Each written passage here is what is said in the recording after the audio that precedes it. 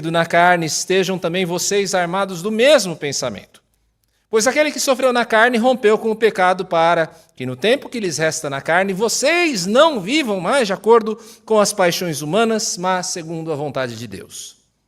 Porque basta que no passado vocês tenham feito a vontade dos gentios, tendo andado em práticas libertinas, desejos carnais, bebedeiras, orgias, embriaguez e em detestáveis idolatrias. Por isso, falando mal de vocês, estranham que vocês não se juntam com eles no mesmo excesso de devassidão, eles que terão de prestar contas àquele que é competente para julgar vivos e mortos.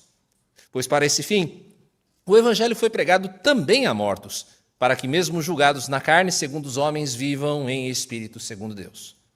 O fim de todas as coisas está próximo. Portanto, sejam criteriosos e sóbrios para poderem orar. Acima de tudo, porém, tenham muito amor uns para com os outros, porque o amor cobre a multidão dos pecados. Sejam mutuamente hospitaleiros, sem murmuração. Sirvam uns aos outros, cada um conforme o dom que recebeu, como encarregados de administrar bem a multiforme graça de Deus. Se alguém fala, fale de acordo com os oráculos de Deus. Se alguém serve, faça-o na força que Deus lhe dá, para que em todas as coisas Deus seja glorificado por meio de Jesus Cristo, a quem pertence a glória e o domínio para todos sempre. Amém. Não há como você ser sal e luz em meio a uma geração má e corrompida e você não ser submetido em algum momento ou em todos os momentos à pressão para você retroceder. Essa pressão pode se manifestar para você que é jovem na forma da tentação do sexo frágil ou de uma sexualidade distorcida, ou então as tentações do ateísmo ou do agnosticismo que negam nas nossas academias a existência de um Deus ou de um Deus pessoal.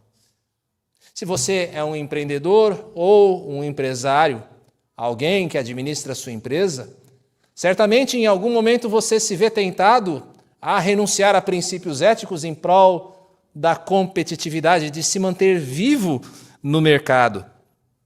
Se você é um adolescente, talvez a pressão que venha sobre você é a de renunciar à sua identidade para fazer parte do grupo. Se você é alguém casado, algumas vezes você vai ser pressionado por ideias não muito adequadas de casamento, que dizem que o importante é que você seja feliz. E se você não é feliz, bem, quebre então os votos que você fez diante de Deus.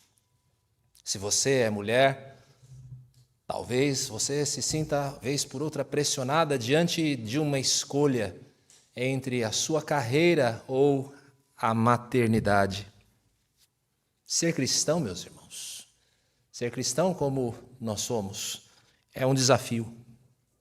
A vida cristã é um caminho estreito. Muitas vezes é um caminho de uma cruz pesada que nós temos de carregar. 1 Pedro, esta carta que temos diante de nós hoje, é uma carta escrita para pessoas como nós.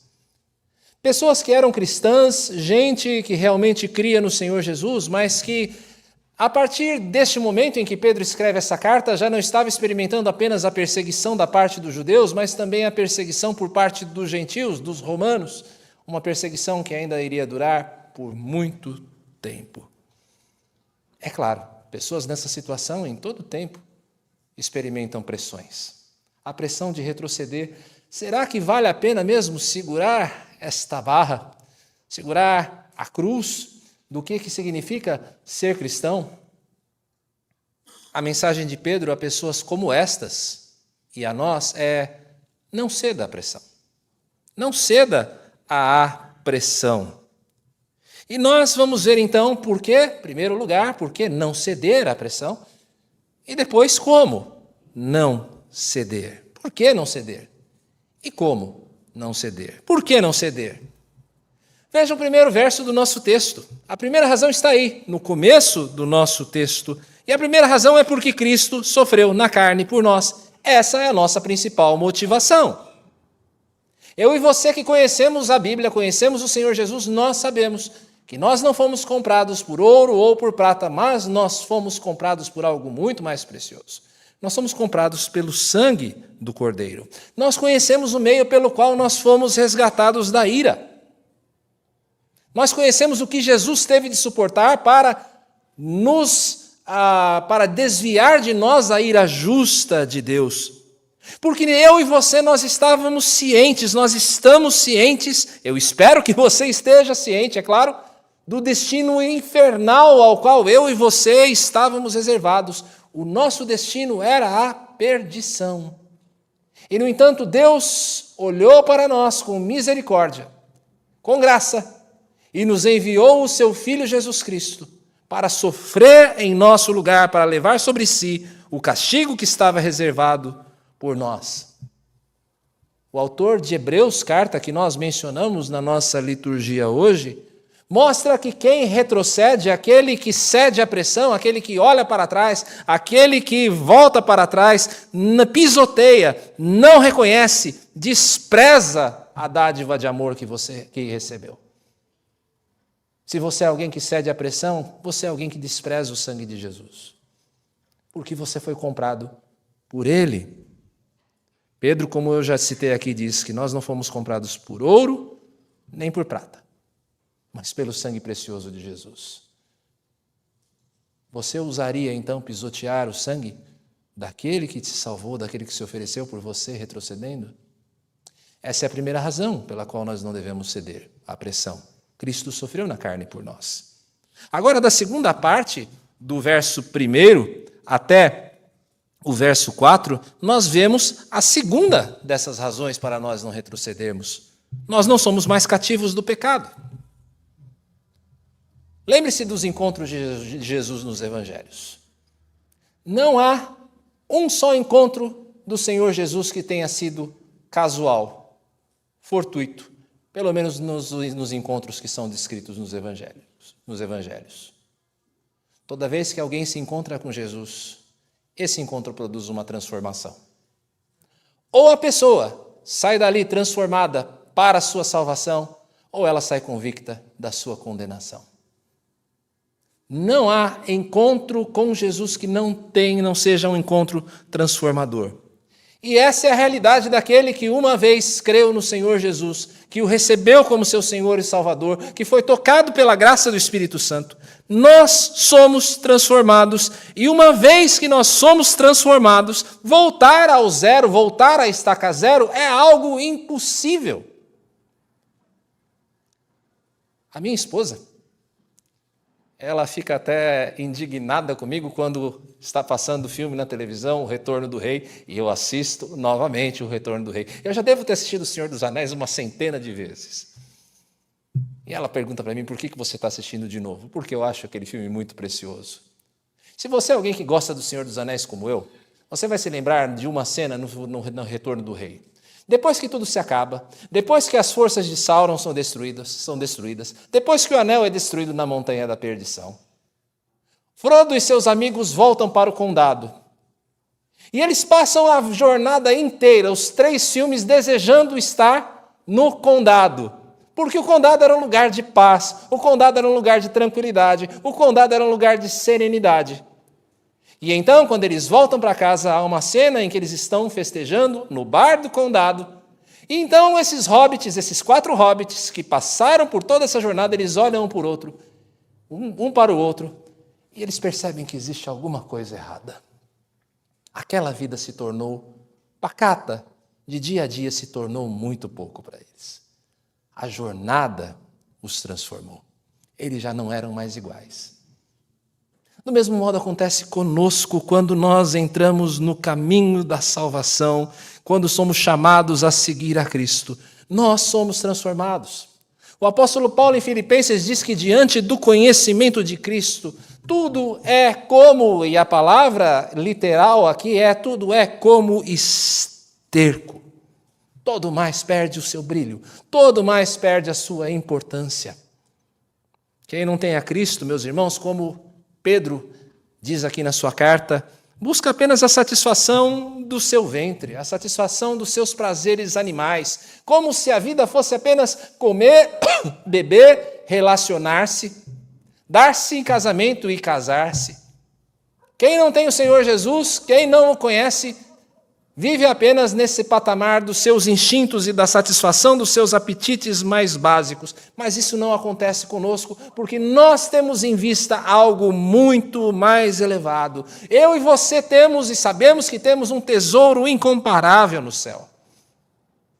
Não é a lei que nos afasta do mal. Não é o medo da punição que nos afasta, que nos faz cumprir a vontade de Deus. Mas é o fato de que nós sabemos que existe algo muito maior para o qual nós fomos chamados. É o poder, é a beleza da glória de Cristo que rompe com o jugo do pecado, com a escravidão do pecado. Nós deixamos de ser escravos do pecado, meus irmãos, como Paulo diz em Romanos. Eu e você deixamos de ser escravos do pecado para passarmos a ser servos da justiça. O velho homem morre para ressuscitar como filho de Deus.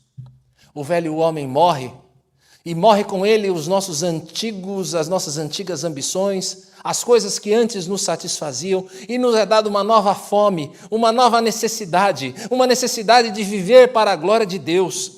Simplesmente porque nós descobrimos que existe algo muito maior, muito mais valioso, pelo qual importa que nós vivamos e morramos nesse mundo.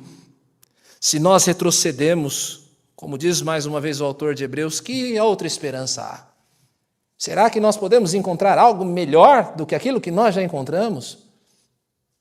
Ou tudo que resta para nós, se nós retrocedermos, é uma expectativa de juízo? Leve em conta também aqui a questão da perseverança dos santos, porque é impossível voltar de onde você começou para aqueles que estão em Cristo. É aquela voz do Espírito que nos chama irresistivelmente a voltar quando nós nos afastamos. Eu sei que você que é salvo, você conhece isso. Às vezes nós entramos em períodos da nossa vida em que a nossa espiritualidade é fria, em que o relacionamento com o Senhor se esfria, em que nós às vezes nos afundamos em um ou outro pecado, voltamos aos nossos velhos caminhos, mas a voz do Espírito que fala conosco através da Escritura não nos deixa em paz. Você sabe que não dá para voltar para a estaca zero. Você sabe que não dá para voltar de onde você começou. Porque nós temos a mesma consciência que moveu o profeta Oséias, de que eu e você estamos amarrados a Deus por laços de amor, por cordas de amor. E Ele nos puxa de volta. Não retroceda, não lute contra aquele que está te chamando de volta. Mas há uma terceira razão ainda, pela qual nós não podemos retroceder ou não devemos retroceder, que está aí no versículo 5, até a primeira parte do verso 7. E essa razão, além de que Cristo sofreu na carne por nós e que não somos mais cativos do pecado, é que no final todos teremos de prestar contas a Deus. O que é que você faria hoje? Quais seriam as suas ações hoje, se lhe restasse apenas um dia de vida? Ou se você soubesse que amanhã é a volta de Cristo, o que é que você faria? Outro dia, conversando com uma pessoa a esse respeito, eu ouvi a seguinte afirmação: olha, eu usaria meu cartão de crédito até cansar. Brincando, a pessoa falou isso, é claro, eu vou usar meu cartão de crédito até cansar, o problema não vai ser mais meu. O que é que você faria se essa pergunta, se essa alternativa fosse dada a você? De saber que amanhã é o seu último dia, ou de que amanhã o Senhor Jesus viria e todas as coisas teriam o seu fim? Pois bem, isso que você faria é algo que deve ser realizado hoje. É isso que você deve fazer hoje, não esperando o último dia. E você deveria fazer isso hoje porque nós estamos diante do desconhecido da vida. Nós não sabemos quando vai ser o nosso último dia. Essa manhã ainda eu via um daqueles vídeos no Instagram, um daqueles reels, de um padre em 1992, pregando para a sua comunidade, fazendo ali a sua homilia, e ele traz uma bela mensagem, aliás, a respeito da graça, e depois de 2 minutos de vídeo ele cai de frente, vítima de um ataque cardíaco fulminante. Será que aquele homem sabia o que estava lhe esperando naquele momento? E você sabe. Você sabe. que é que você deveria fazer no seu último dia? O que é que você gostaria de estar fazendo no seu último dia? Outra coisa, nós todos teremos de prestar contas, não há distinção. O texto diz, todos teremos de prestar contas. Não importa se você é rico, não importa se você é pobre, não importa se você é branco, não importa se você é negro, não importa se você é jovem, não importa se você é velho, todos nós teremos de prestar contas. E a quem? O texto diz, aquele que é competente para julgar vivos e mortos. Por quê? Porque aquele que morreu por nós, que ressuscitou por nós, ele conhece o mais íntimo da natureza humana, ele conhece os seus pensamentos, ele conhece as suas palavras, ele conhece as suas ações, e todas essas coisas estarão um dia diante do tribunal de Deus. O verso 6... que diz que essa palavra foi pregada até mesmo a mortos, tem variadas interpretações. Não é texto do mais simples das Escrituras. Mas aquela que eu penso ser a mais coerente de todas essas interpretações é de que aqueles que morreram em Cristo, apesar de terem vivido a perseguição, agora vivem em espírito. E eles já não passam no mesmo julgamento. Quem morre em Cristo já não passa mais pelo mesmo julgamento. Por quê? Porque conheceu a Cristo. Se nós não passamos, tá? Se nós somos aqueles que não passaremos pelo mesmo julgamento, por que é que nós vamos viver com o mesmo procedimento daqueles que no final vão ser julgados pelos maus feitos? Você entendeu? Se você é alguém que não vai passar por julgamento, então por que você vive como aqueles que um dia irão passar? Por que viver assim? Por que ceder à pressão? Para compartilhar o mesmo destino deles? Há ainda um alerta aqui para nós no verso 7, na primeira parte. O fim está próximo. O fim está próximo. Na segunda carta de Pedro existe um aviso solene para nós, a nós não nos deixarmos enganar pela aparente demora na vinda do Senhor. Porque se o Senhor está demorando a vir para julgar vivos e mortos, é exclusivamente por causa da sua paciência, esperando que aqueles que estão reservados para a salvação sejam alcançados pela palavra da graça. Mas não nos enganemos com essa demora, a paciência do Senhor não é uma paciência eterna. Assim como foi nos dias de Noé, o dilúvio da ira de Deus irá mais uma vez cobrir a terra, não mais com água, mas pelo fogo que consome todas as coisas. O fogo da ira está próximo a vir, meus irmãos. O Senhor Jesus nos alerta, vocês sabem observar os sinais dos céus. Falando aos judeus, ele fala, vocês sabem olhar os sinais dos céus e dizer quando vai fazer sol ou quando vai chover. Por que vocês não usam o mesmo tipo de discernimento para discernir o final dos tempos? Abra os jornais de cada dia, assista os jornais, vejam os sites de notícia.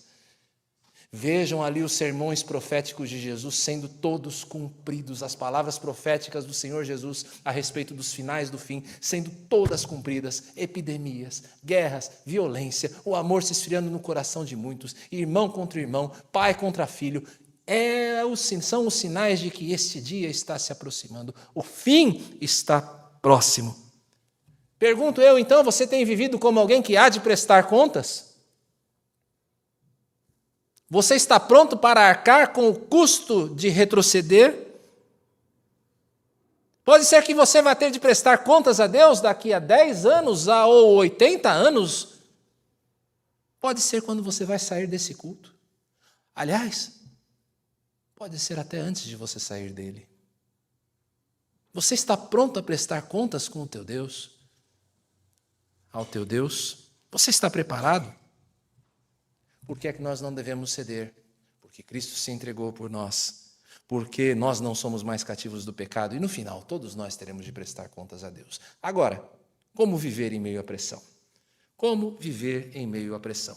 Pedro vai seguir mostrando então como é que você deve viver, como é a vida dos que resistem à pressão por retroceder. Verso 1. Esteja pronto a sofrer. Esteja pronto a sofrer. Dietrich Bonhoeffer é um autor muito conhecido, até por causa de sua história de vida. Foi alguém que perdeu a sua vida num campo de concentração nazista ao final da Segunda Guerra Mundial. Ele que escreveu O Custo do Discipulado, um livro importantíssimo dentro da visão do discipulado cristão e do custo, né, do que isso implica. Bonhoeffer escreve que, abre aspas, quando Cristo chama um homem, ele ordena que a pessoa venha e morra. Ele ordena que a pessoa venha e morra. Tão diferente do que a gente ouve por aí, não é verdade, a respeito do Evangelho? Venha e morra, é a ordem de Jesus para nós. Meus irmãos, o cristianismo é religião de cruz. O cristianismo é a religião da cruz. E ele é a religião da cruz, não apenas a cruz de Cristo, mas é a religião da nossa cruz também. Quem quer seguir a Cristo deve estar disposto a tomar a sua cruz, a negar a si mesmo. Você tem que estar pronto a sofrer. Se você não quer ceder à pressão, esteja pronto para o sofrimento. Pedro vai dizer mais abaixo, nesse mesmo capítulo 4, que o sofrimento para o cristão não é algo estranho. Não é algo inesperado. Se você quer servir a Cristo, você precisa saber, você vai sofrer nesse mundo. Se você quer permanecer firme, saiba, vai vir sofrimento. Não ceda à pressão. Se você quer viver em meio à pressão, veja o verso 6, viva em espírito. É claro que essa vida em espírito está se relacionando àqueles que morreram em Cristo, morreram crendo nas promessas do Evangelho. Essa já é a realidade eterna dos servos de Cristo. Mas se ela é a realidade eterna dos servos de Cristo, ela é a realidade eterna dos servos de Cristo, inclusive hoje. Nós somos daqueles que vivemos também em espírito. E o que significa, pastor, vida em espírito? É vida guiada pelo Espírito. É o Espírito que ilumina a Escritura. É o Espírito que nos exorta.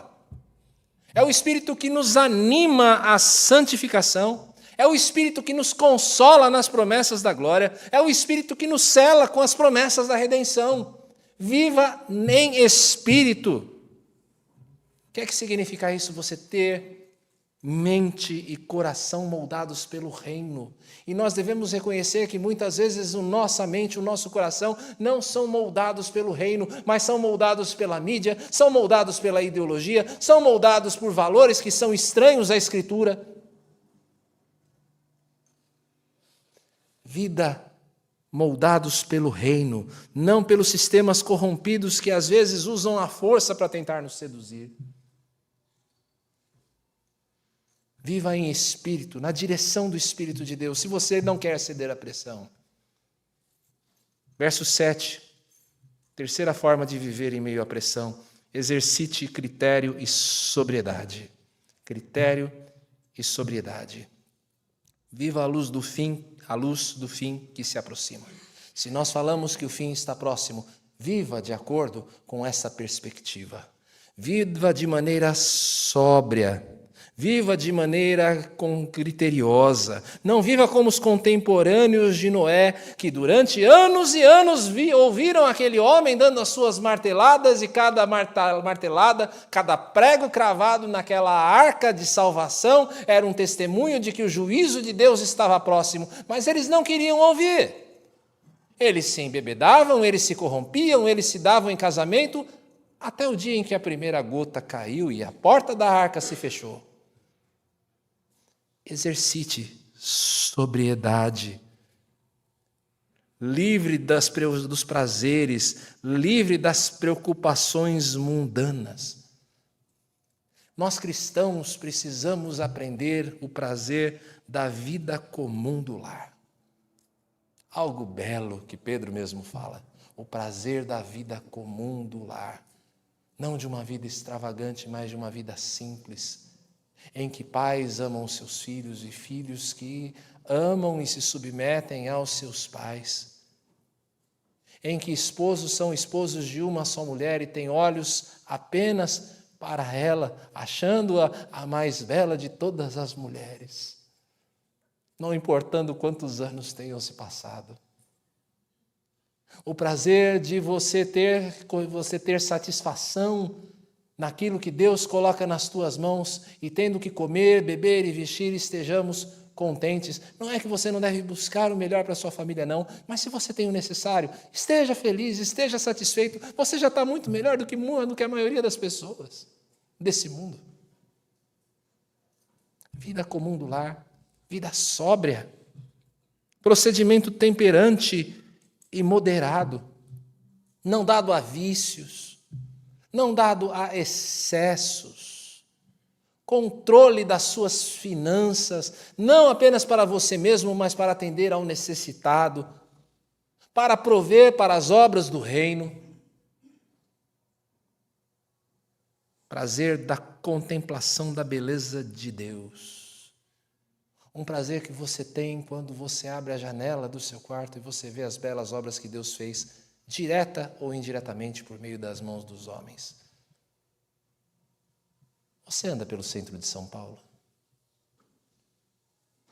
Geralmente a gente anda pelo centro de São Paulo com a cabeça baixa, né? Apressado, e tudo que você vê é lixo, não é verdade? Uma cidade, às vezes, mal cuidada, cheia de buracos. Já parou para andar pelo centro de São Paulo? É claro, com critério e cuidado.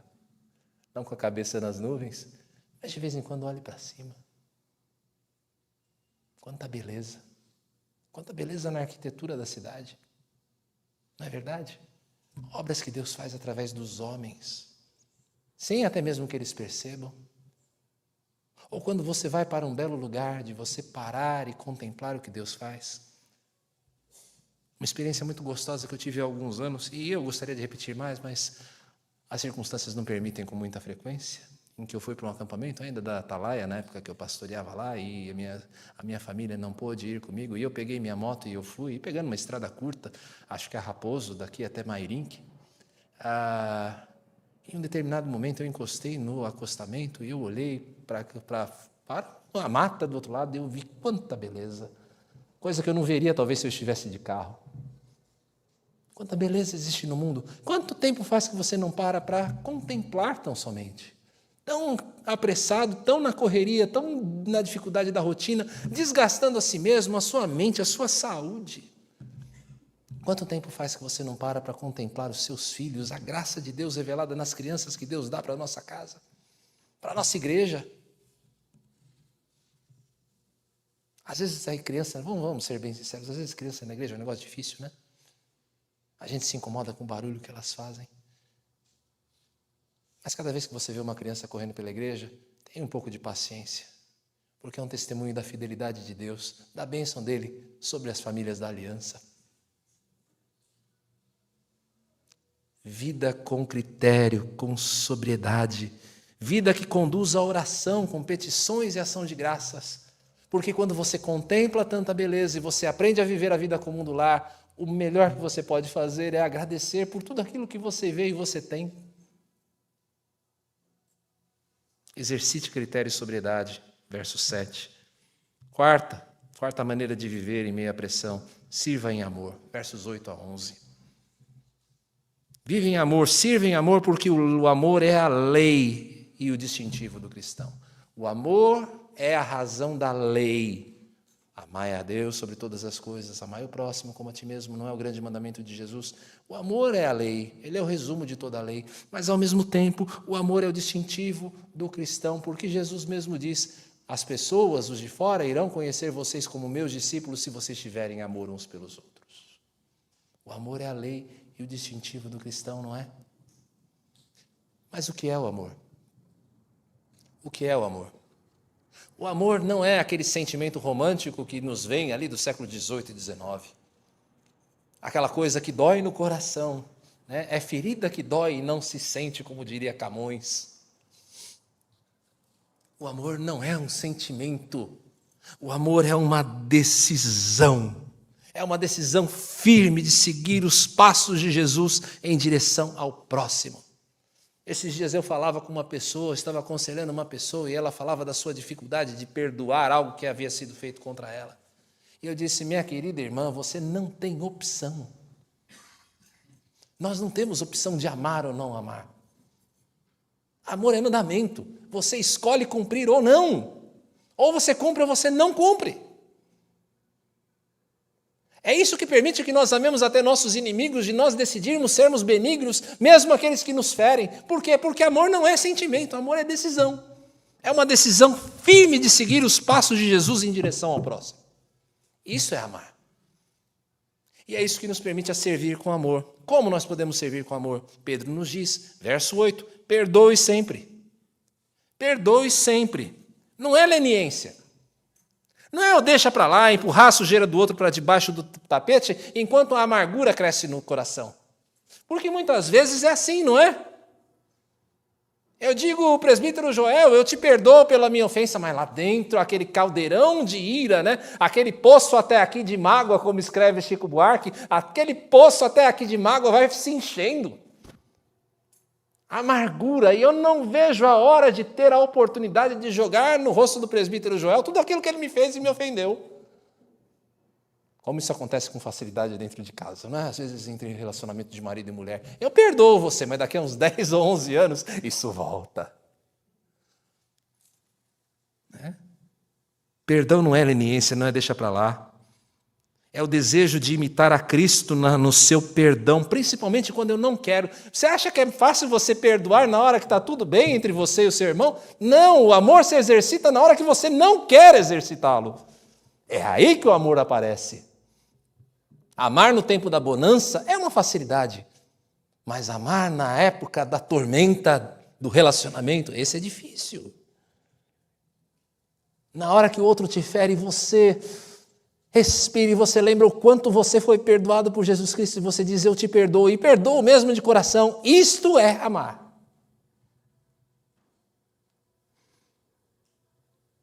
Sirva em amor também praticando a hospitalidade. Porque o amor, ele abre portas. Esse amor que se decide em direção ao outro é um amor que abre portas. E ele abre as portas da casa, significa abrir as portas da sua casa, aquele que precisa. Significa você abrir a conta do banco para aquele que precisa e exercitar generosidade.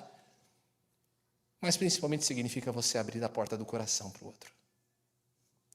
Meus irmãos, como isso é difícil na igreja de hoje. Abrir as portas de casa? Até é fácil. Abrir a conta do banco? Um pouco mais difícil. Mas abrir as portas do coração?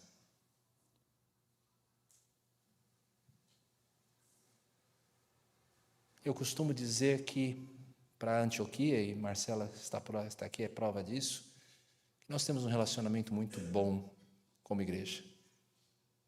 Com toda sinceridade, Antioquia é uma igreja que não tem problemas de relacionamento interpessoal.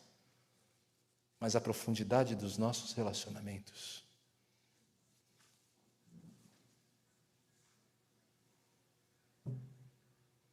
Falta abrir a porta do coração. E eu acho que esse não é um prejuízo apenas da Antioquia. Presinto que esse seja um desafio para toda a igreja, porque nós vivemos em dias de completo isolamento, de portas fechadas. Às vezes isso acontece dentro da sua casa. As pessoas estão todas ao redor de uma mesa, cada um com o seu celular na mão, ninguém se conversa. O relacionamento sofre. Às vezes a gente vê isso na igreja. Vocês conhecem a Antioquia, vocês sabem. Tem dia que eu acho tristemente engraçado. Acaba o culto, a gente vai lá para a sala do café, todo mundo com seu copinho de café na mão, comendo alguma coisinha, e na outra mão o celular. Praticar a hospitalidade é abrir o coração, para que o outro entre e eu o sirva com amor. É assim que eu não cedo à pressão. É me negando a viver essa época de isolamento em que nós estamos, essa bolha em que nós vivemos. Mas Pedro vai além aqui nos versos 10 a 11. Seja um dispenseiro fiel da graça. Meus irmãos, nós não somos apenas receptores da graça. Infelizmente, o cristianismo hoje, em muitos lugares, se tornou um cristianismo egoísta, em que eu venho para a igreja para receber alguma coisa. Ou eu vivo a minha fé de uma maneira que Deus ele se torna o meu servo. Eu me relaciono com Deus porque Ele me atende. Eu não sou um dispenseiro, eu não sou o dono da graça. A graça foi dada a mim como dispenseiro. E eu devo administrar essa mesma graça como um bom administrador, como um mordomo, conforme o dom que eu recebi. Quando Paulo fala sobre isso em Efésios 4, cada um servindo conforme o dom que recebeu, ele fala que cada um de nós deve cooperar uns com os outros na justa cooperação, discernindo o chamado de cada um.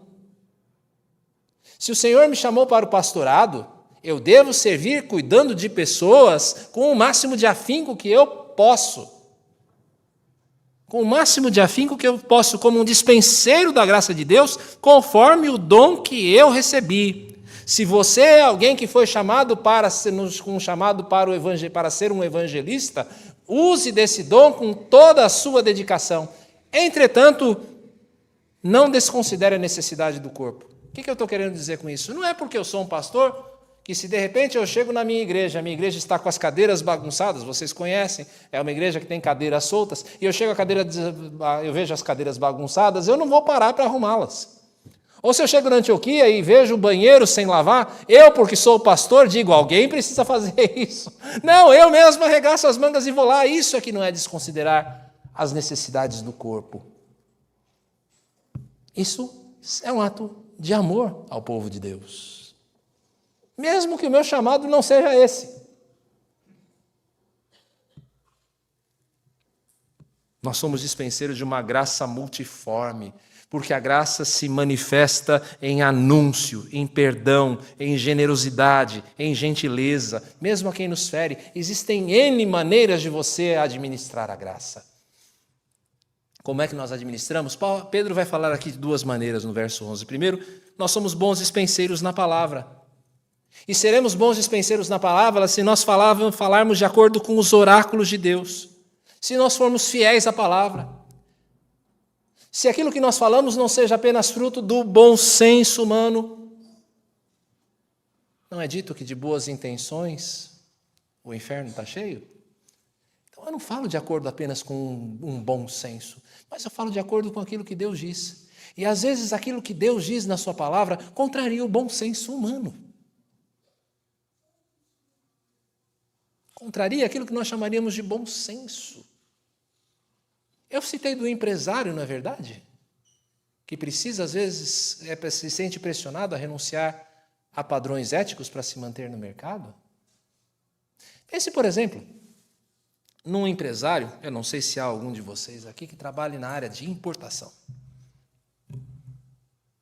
E de repente você compra um container que chega ao Porto de Santos.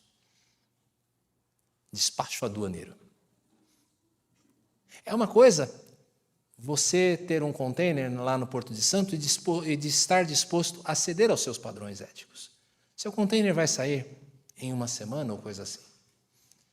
Mas se você não entra no jogo, e você sabe de que jogo eu estou falando, é bem possível que você vai esperar 2, 3, 4 meses e isso, se você vai conseguir a liberação. Não é de bom senso, então, talvez você entrar no jogo? Mas nós não somos guiados pelo bom senso. Ah, pastor, eu sou um adolescente. E se eu não ceder, eu vou ficar sozinho na minha sala, no meio do meu grupo. Todo mundo vai ter a sua panelinha, mas eu não. Não é bom senso. É palavra. Pastor, eu sou uma mulher casada, eu tenho filhos. Eu quero ver minha carreira deslanchar, eu quero ver minha carreira crescer. Não é isso que a sociedade prega até hoje? Bom senso. Você foi chamada para viver no bom senso, minha irmã? Ou de acordo com o que a palavra diz? Qual é o seu principal ministério, segundo a sua palavra?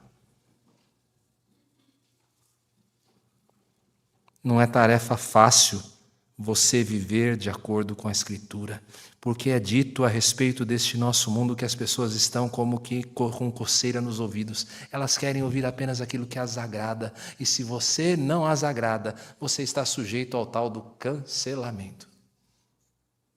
Não me julgue. Você já viu essa frase dentro da igreja? Eu já. Você está me julgando, não me julgue. É difícil você viver de acordo com a palavra.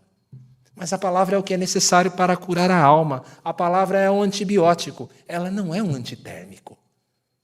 Ela não vai tratar apenas os sintomas, ela vai tratar a raiz dos problemas. Você precisa da palavra. Viva de acordo com a palavra. Seja um dispenseiro fiel da palavra. É a palavra, segundo o autor de Hebreus, mais uma vez, que é como uma espada capaz, que é afiada, capaz de separar juntas e medulas. Lembra disso? Você precisa da palavra. As pessoas precisam. Seja um bom dispenseiro da palavra. Nós administramos graça também no procedimento.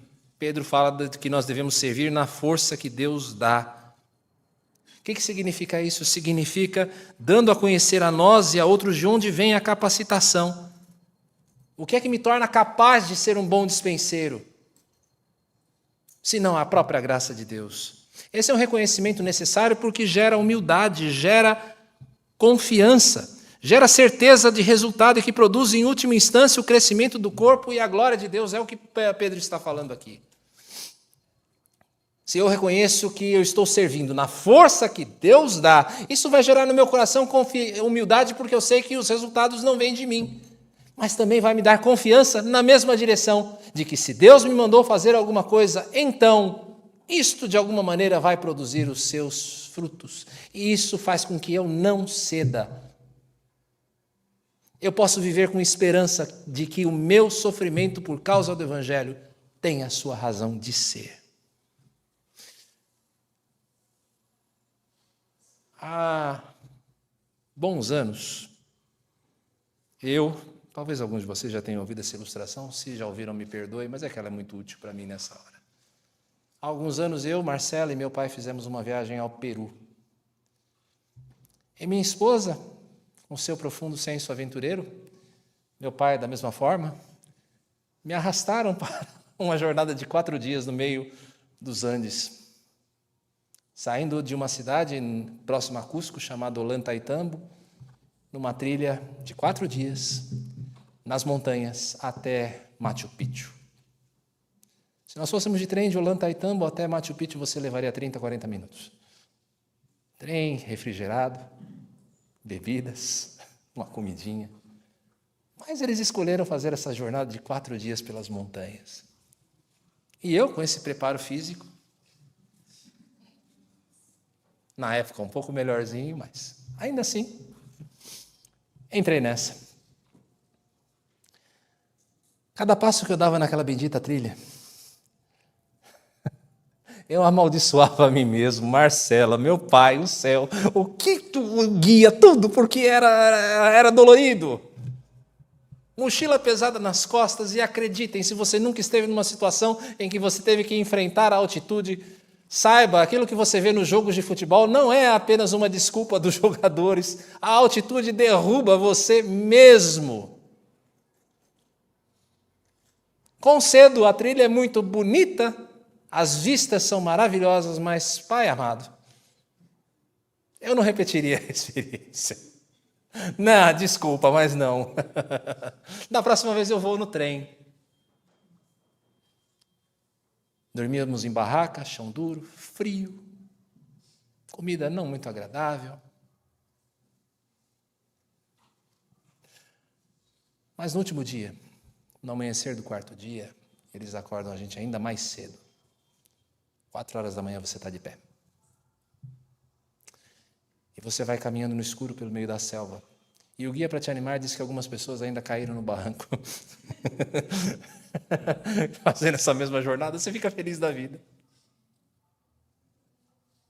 Quando o sol está nascendo, você vê, no alto de um monte, um portal. Esse portal chamado Inti Punco, a porta do sol. Quando você cruza esse portal, o que você vê é o sol nascente. Nascendo sobre a cidade de Machu Picchu, a cidade inca de Machu Picchu. Por que é que eu dou essa ilustração? Tudo na jornada vale a pena por causa de Inti Punco.